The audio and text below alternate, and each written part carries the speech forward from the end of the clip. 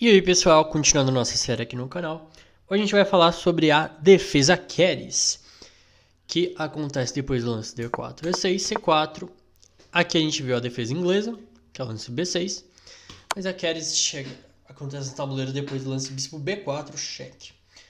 Então a carries é um pouco mais flexível, né? Ela não define meio que nada, assim.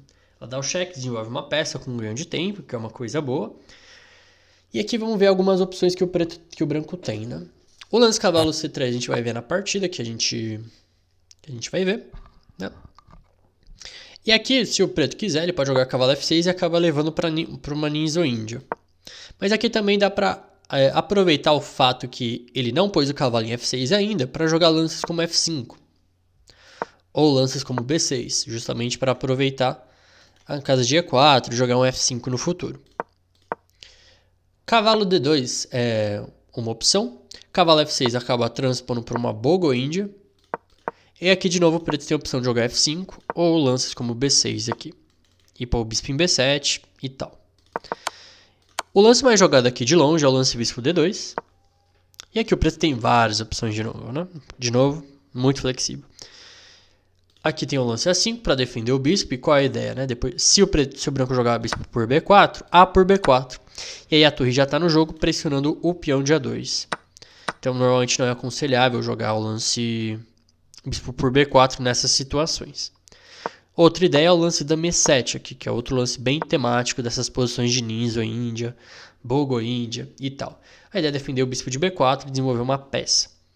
Só que aqui, se a gente comparar com a posição que surge da bogo índia mesmo, que é bispo B4, bispo D2 e dama E7, o branco não tem o lance C4 aqui. Só que na defesa carries tem, porque o cavalo não foi para F6. Então o branco consegue construir um centro de peões melhor. Aqui o preto tem a opção de jogar cavalo F6 atacando o peão de E. E aí, se, por exemplo, A3, toma, mantém no centro de peões. E aqui, como o preto trocou o bispo de casas pretas, ele vai tentar suprir a falta desse bispo, colocando todos os peões em casas pretas.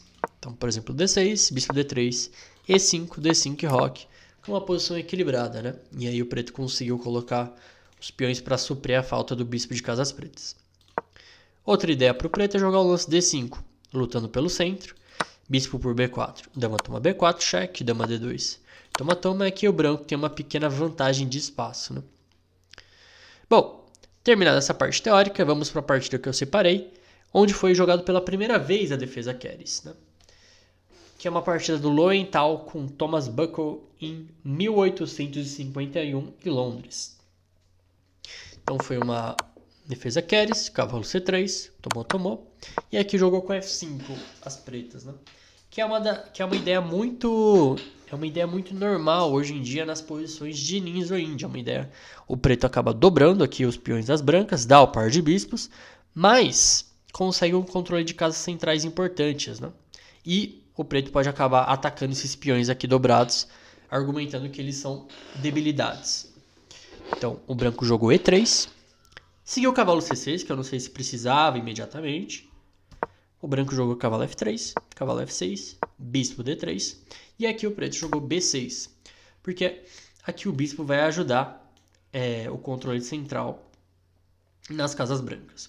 Seguiu o roque, bispo B7, H3, não acho que precisava, e o preto jogou roque. E aqui o branco jogou com bispo A3, né?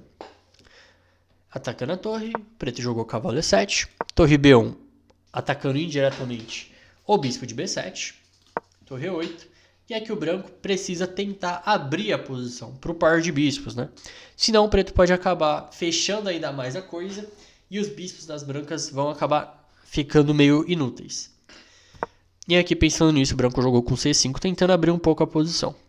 O preto jogou cavalo G6, passando uma peça para lá do rei. Dama E2. Cavalo E4, centralizando o cavalo e atacando o peão de C. E aqui, assim, parece que essa troca é meio duvidosa pro branco. Siga o bispo por E4, porque agora o bispo fica numa diagonal muito ativa sem um adversário nas casas brancas, né? Porque o bispo de casas pretas não vai ajudar em nada, né? Contra o bispo de casas brancas.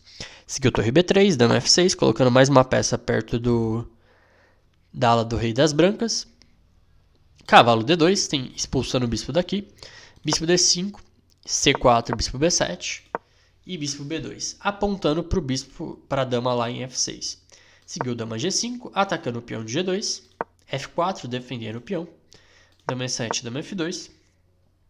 E agora seguiu o bispo C6 aqui. Bispo A3, ameaçando C, toma B6. E aqui o preto jogou D6, para tentar colocar alguns peões em casas pretas, justamente para limitar a atividade daquele bispo. Então, tomou. Mas claro, como o peão de D6 não tem um amigo para defender ele, precisa ficar de olho nesse peão para ele não cair, né?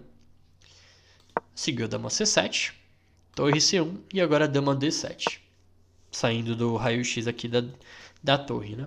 Se o preto conseguisse levar um cavalo para E4, a posição realmente estaria muito boa, né? Então, por exemplo, lances como cavalo E7, cavalo D5, cavalo F6 e pôr o cavalo em E4 nessa casa fraca, né? O branco jogou torre de BC3, torre de AC8, colocando a última peça em jogo, cavalo D2, tentando melhorar o cavalo de algum jeito, mas aqui parece que é muito mais fácil jogar de pretas, porque depois de bispo B7, o branco jogou cavalo F3, parece que o branco está meio sem plano aqui, né? Seguiu torre C7 para dobrar em cima do peão de C, cavalo D2, torre de AC8 e bispo B2.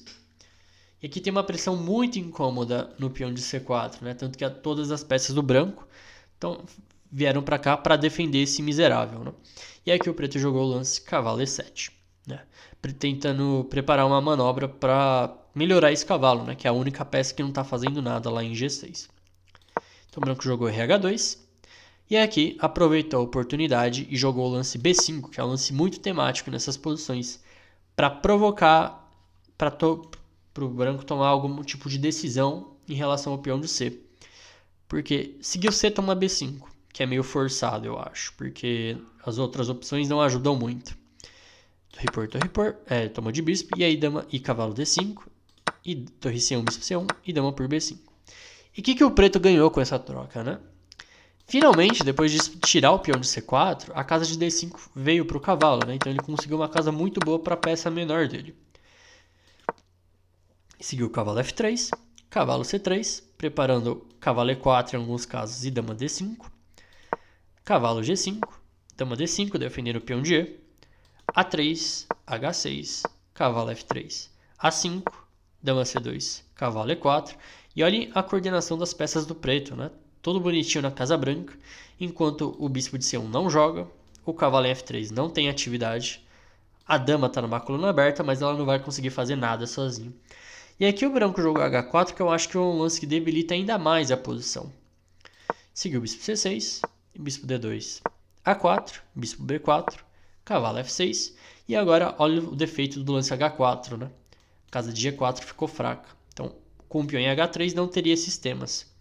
Seguiu o bispo D2, dama B5, com ideias de dama E2 em alguns casos, ou bispo por F3 seguido de dama E2, bispo C1, bispo por F3, G por F3 e dama F1. E agora o rei das brancas está muito exposto e o bispo de C1 não consegue, não tem casas praticamente para ajudar na defesa.